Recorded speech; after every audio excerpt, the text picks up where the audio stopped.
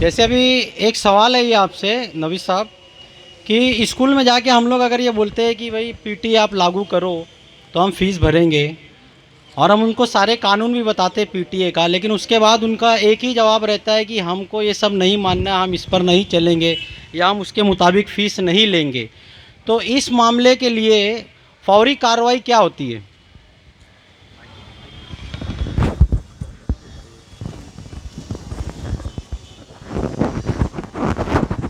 बहुत अच्छा सवाल किया भाई ने।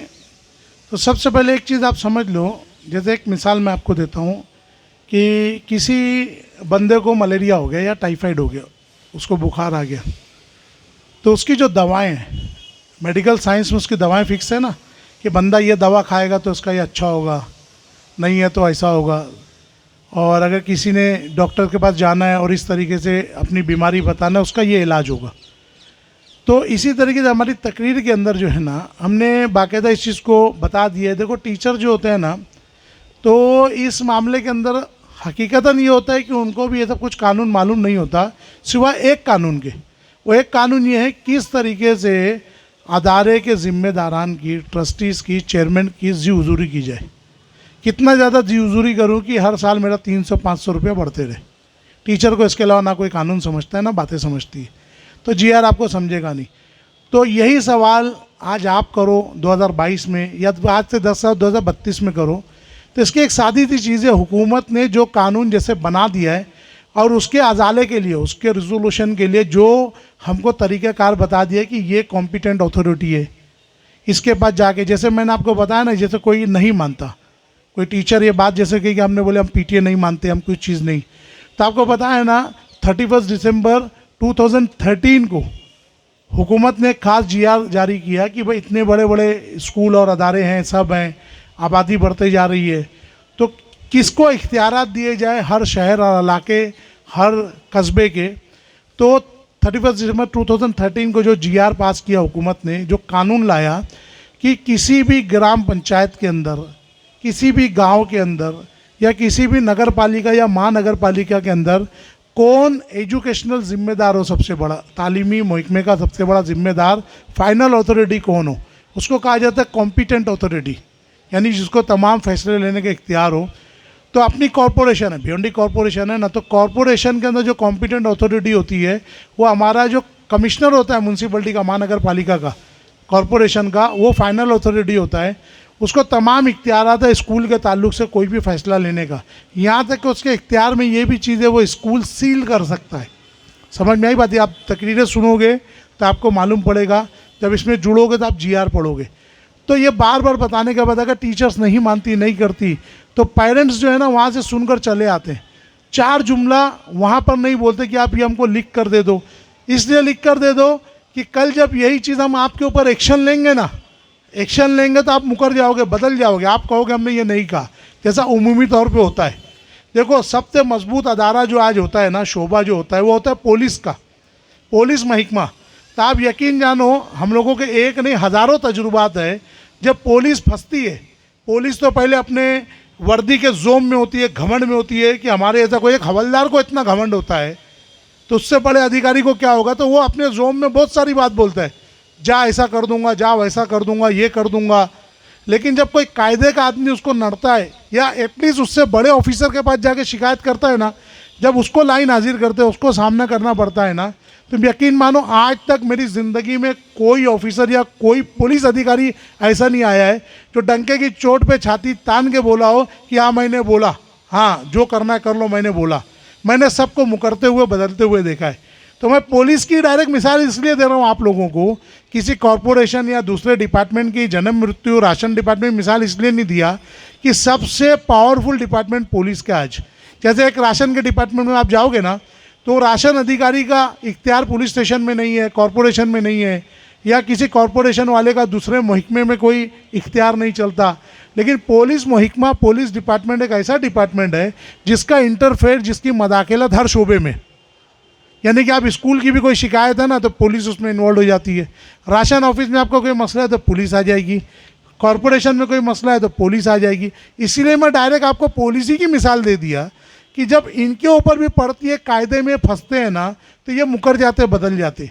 तो ये टीचर वीचर तो बेचारे बहुत मामूली लोग हैं, तो ये मुकरेंगे तो आप इनको पहले बोलना सीखो कि भाई आप जो बोल रहे हो ना, हमको बोले हम लिख के नहीं देते, क्यों बोला, इसलिए चाहिए, हमारे लिए नहीं चाहिए, हम लिख कर आपसे इसलिए मांग रहे हैं कि जब आपके ऊपर एक्शन होगा आप मुकर जाओगे, आप कसम खा लोगे।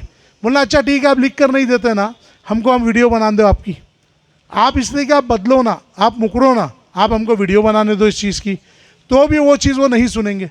समझ में आ रही है बात? तो पिछली जो मेरी एक तकरीर जिसके अंदर मैंने 48 मिनट्स के अंदर कंटिन्यू यही जवाब दिया, 48 मिनट की मेरी एक वीडियो है मेरे चैनल के ऊपर, जिसके ऊपर मैंने कंटिन्यू यही जवाब दिया है कि जब वो नहीं सुने, नहीं माने, यहाँ तक के करने बोलने के बाद भी नहीं माने, तो हमको क्या करना है?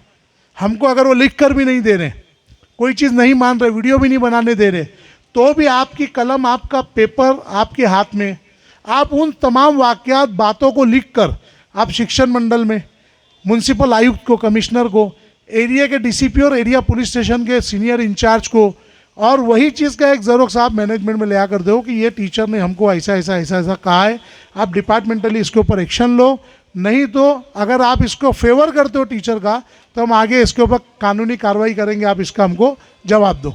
खुद ब खुद सब लाइन पे आ जाएंगे। मैंने पूरा इसका तफसीली जवाब दिया है। कोई नहीं सुनता, नहीं मानता, ये हमारा सवाल नहीं होना चाहिए। एक बात समझ लो, जैसे हमारा कोई बच्चा है, बच्चा अगर बीमार हो तो कोई का बच्चा यहाँ नहीं होगा जो खुशी खुशी दवा पीता हो, छोटा बच्चा नहीं मानता, लेकिन हमको मालूम है भी उसकी ज़िंदगी बचाना है, उसकी सेहत का अजाला और अफाका चाहिए हमको, तो हम उसको ज़बरदस्ती दवा पिलाते ही नहीं पिलाते। यहाँ देखो मुंह नहीं खोलता तो उसकी नाक दबाते तो मुंह खोलता है, वो बच्चे की नाक दबाते हैं ना दवा पिलाते, खुद बच्चा मुंह खोलता है। तो ये भी हमारे बच्चे हैं, इनकी आप नाक दबाओ या खुद ब खुद मुँह खोलेंगे। एक बार आप एक्शन ले लो, एक बार आप ढीठ की तरह इनके सामने अपने हुकूक की बात कर लो, फिर आइंदा वो टीचर वीचर नहीं करेगी। जिसका अमली तजुर्बा आपको हमारे अराकीन, हमारे टीम मेंबर्स, हमारे साथियों से मिल जाएगा, किस तरीके से इन्होंने टीचर्स को, मैनेजमेंट को, स्टाफ को, क्लास टीचर को, प्रिंसिपल को किस तरीके से इन्होंने बाकायदा अपनी बातों के अंदर बाकायदा विन किया है डिबेट करके। ठीक है, तो ये कोई बहुत बड़ा मसला नहीं है। आप जुड़ोगे जब पीटीए से, इसके कानून को समझोगे, इल्म लोगे, तो हिम्मत खुलेगी तो आप सब करोगे। नहीं तो यहाँ 10 बात कर लोगे, वहाँ जाकर ज़बान में नहीं खुलती। ठीक, अच्छा मैं एक चीज़ और जानना चाहूँगा, इसके अंदर पेरेंट्स कितने वो हाथ उठाए प्लीज़। अच्छा, इसमें टीचर कौन कौन आए हुए? टीचर हजरात हाथ उठाए, टीचर हजरात। मैंने कहा ना इसके अंदर सबसे स्पेशल हुकूक टीचर को, लेकिन हमारे को तादाद देखिए कितनी कम है। टीचर हजरात सिर्फ यहाँ पर 2 ही आए हुए हैं, 3 टीचर हजरात हैं। तो सोचने की चीज़ है, सारे हुकूक जितने पेरेंट्स को है उससे दुगने हुकूक इसके अंदर टीचर्स को है, क्लास टीचर्स को हासिल है। खैर, किसी को और क्या अगला सवाल हो तो ये समझ लो, आप लोगों को इसका पूरा तरीक़ाकार मेरी वीडियोस में मिल जाएगा। फिर समझा रहा हूँ, इसकी कॉम्पिटेंट अथॉरिटी के पास जाओ। आप बीमार होते हो तो डॉक्टर के पास जाते हो, कानून के अंदर कोई प्रॉब्लम होती है तो आप वकील के पास जाते हो। हर एक का अपना एक होता है ना इलाज करने वाला। तो इसी तरीके से इसका जो इलाज है, ये इनकी बदतमीज़ी का, इनकी मारपीट का, इनके जुल्म का, तो आपका कॉम्पिटेंट अथॉरिटी जो है म्यूनसिपल कमिश्नर होता है, शिक्षण अधिकारी होता है, एरिया का जो पुलिस स्टेशन इंचार्ज है कानून के तहत, वो भी आपका ज्यूरिसडिक्टेड जो इंचार्ज है वो एक्शन लेगा।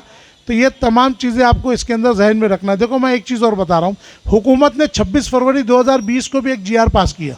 अब ये लॉकडाउन के बीच में, जब लॉकडाउन स्टार्ट हो रहा था, मतलब लॉकडाउन तो मार्च में हुआ है, तो 26 फरवरी 2020 को भी एक स्पेशल GR आया कॉम्पिटेंट अथॉरिटी के ताल्लुक से, और तकरार निवारण समिति, तकरार निवारण समिति यानी कि आपकी जो कंप्लेंट है उसके शिकायत के अजाले के लिए एक मुहिकमा। तो हमारे लोगों का जो मुहिकमा है ये अल्हम्दुलिल्लाह इधर पर ही है, ये न्यू बॉम्बे में ट्रिब्यूनल दिया गया है। हमारा जो ज़िला परिषद होता है इसके अंदर भी उस चीज़ की एक टीम दी गई है। उसके ऊपर भी हमारा मिनिस्ट्री लेवल पर कई साल से काम चल रहा है कि हमारा डिमांड है कि अभी किसी को न्यू बॉम्बे या थाना जाना है तो उसको बहुत तकलीफ होगी वहाँ जाकर अपनी शिकायत, लेकिन यही शिकायत का सेंटर, यही तकरार निवारण समिति अगर जो है हमारे अपना जो शहर होता है, जो शिक्षण मंडल होती है, वहाँ आ जाए तो कितना आसान है हर पेरेंट को 10 रुपये में रिक्शा से वहाँ पहुँचना, और दिन में 4 बार जा सकते हो। तो इसीलिए ये भी हमारा डिमांड चल रहा है। जब आप जुड़ोगे तो ये फील्ड बहुत वास्ट है, बहुत बड़ी, बहुत ह्यूज है, काफ़ी पहलू पे इस पर काम करना है। तो इसीलिए मैं फिर कह रहा हूँ कि आज की हमारी मीटिंग का मकसद आपको GR दोहराना, वो बातें खाली दोहरानी नहीं, ऑलरेडी रील में, वीडियोज़ में अवेलेबल है चैनल पर। मकसद है कैडर तैयार करना जो अपने हुकूक के लिए, अपने बच्चों के हुकूक के लिए, अपने बच्चों के आइंदा रोशन मुस्तकबिल के लिए, कौम और समाज और माशरे के रोशन मुस्तकबिल के लिए इस तालीम के निज़ाम को बिल्कुल ही मुफ्त के नज़दीक लेकर आए। बेहतर और अच्छा जो हमारा तालीमी निज़ाम है इसके ऊपर बाकायदा वर्कआउट करके हमारा साथ दे, कैडर बने और हमारा एक बेहतर सिपाही की हैसियत से काम करे। ये मकसद है हमारा यहाँ कैडर्स तैयार करना। तो इंशाल्लाह आप सभी लोगों से उम्मीद करना, आप लोग कौन कौन इसमें तैयार है, हाथ उठाएं जो बहैसियत एक ज़िम्मेदार के कौम के रोशन मुस्तकबिल के लिए कैडर की हैसियत से, वॉलंटियर की हैसियत से इसमें काम करना चाहते हैं और मज़ीद सीख कर। तो जो हो प्रोग्राम के बाद यहाँ कैडर्स में नाम लिखाए बगैर जाना नहीं। हमारे यहाँ पे हमारा जो लेडीज़ ग्रुप है वो आपका नाम ले लेगा, जेंट्स ग्रुप जेंट्स का नाम ले लेगा, और जिसके मन में जो सवाल है वो कर लो, यहाँ मैं मौजूद हूँ। और तमाम सवालात जो आपके मन में अल्हम्दुलिल्लाह ऑलरेडी रील की शक्ल में वीडियोस में अवेलेबल है, ऑलरेडी चैनल पे अवेलेबल है। जो सवालात मन में रह भी जाएं, अब चैनल पे जाओगे तो इंशाल्लाह आपको मिल जाएगा।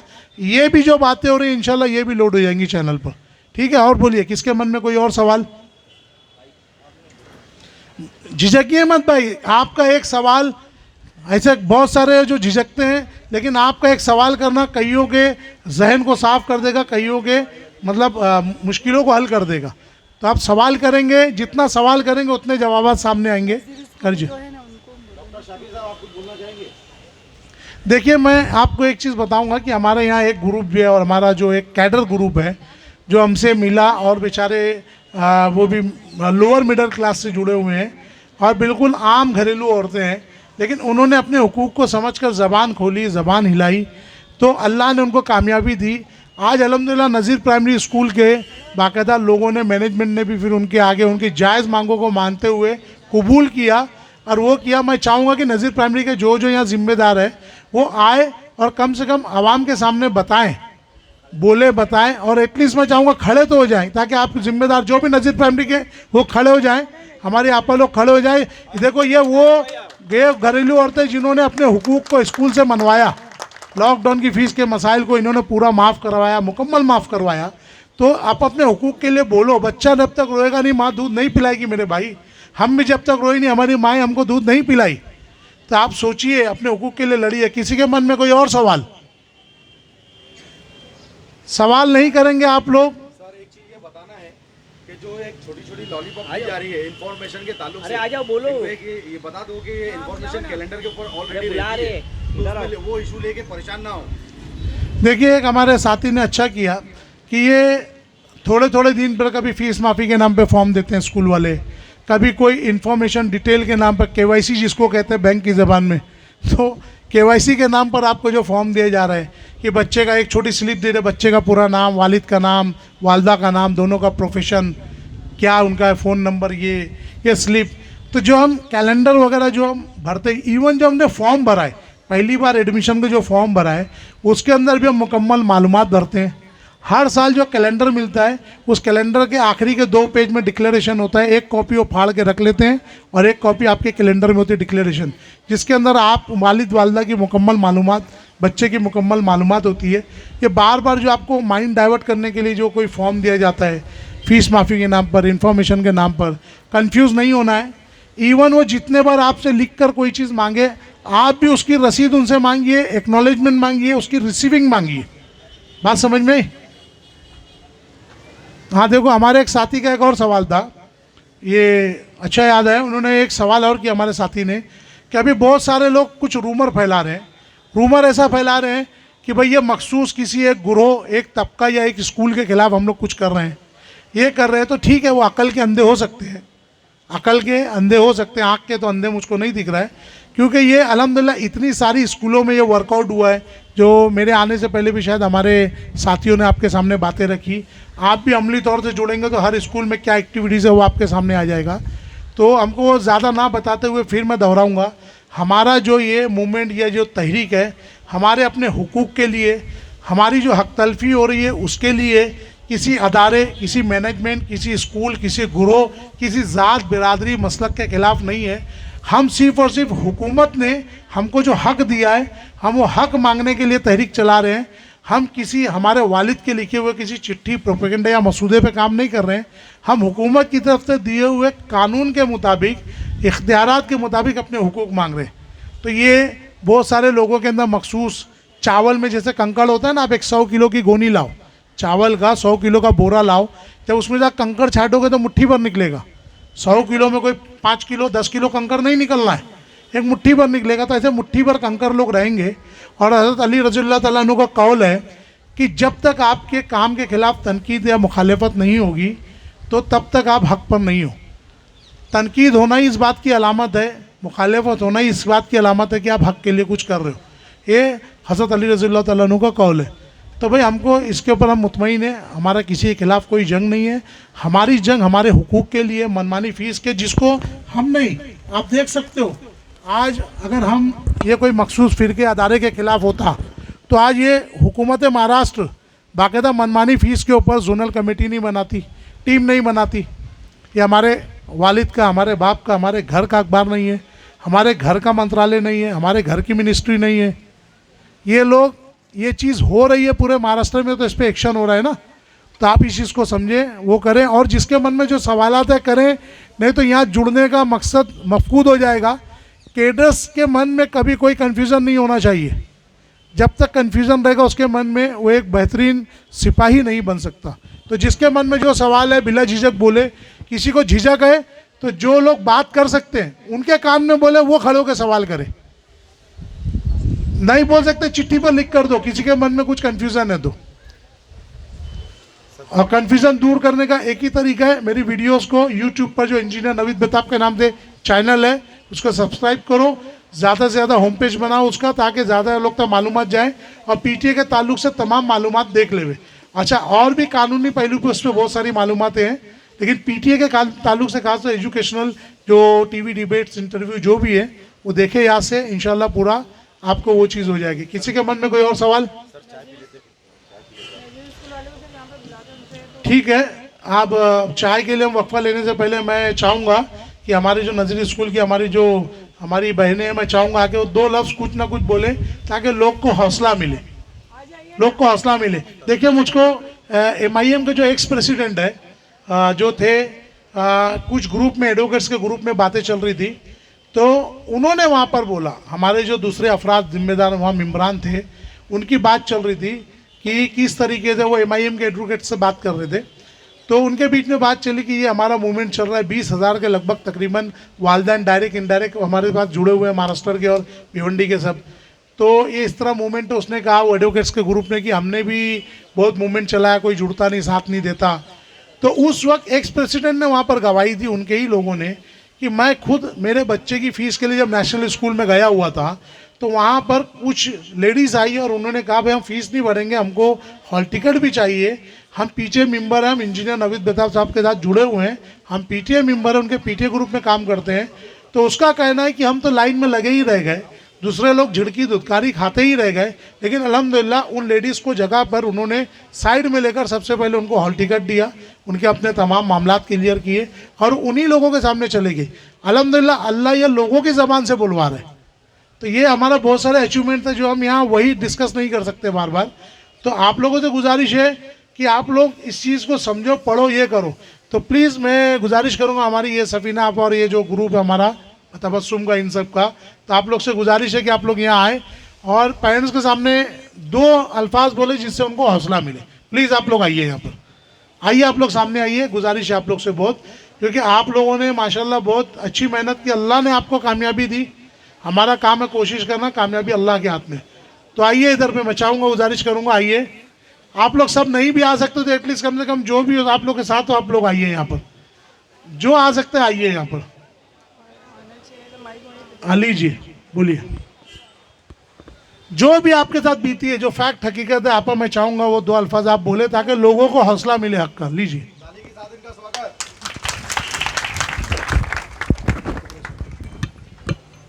अस्सलामुअलैकुम। नज़ीर, हाँ, जो भी हुआ था ना, आप गए थे ना, जब क्या बात हुई तो वही बताती हूँ आप। ये अंदर से ना यूनिवर्सिटी वालों से चलेगा, हाथ में ना आवाज़ नहीं आ रही। हम लोग नज़ीर स्कूल गए थे वहाँ महफूज सर बहुत झगड़ा किए, बहुत बोले, हम नहीं जानते, ये सब कुछ नहीं करेंगे। नजदीक कर लो, गले मुंह के नजदीक कर लो बस। बोलो। बोलिए बोलिए जो आप बोलिए। वो बहुत बोल रहे थे, मतलब झगड़ा किए हम लोग से, बहुत चिल्लाए, बोले अपने बच्चे को निकाल लो, फीस माफ़ कर दे रहे हैं लेकिन अपने बच्चे को निकाल लेना आपकी।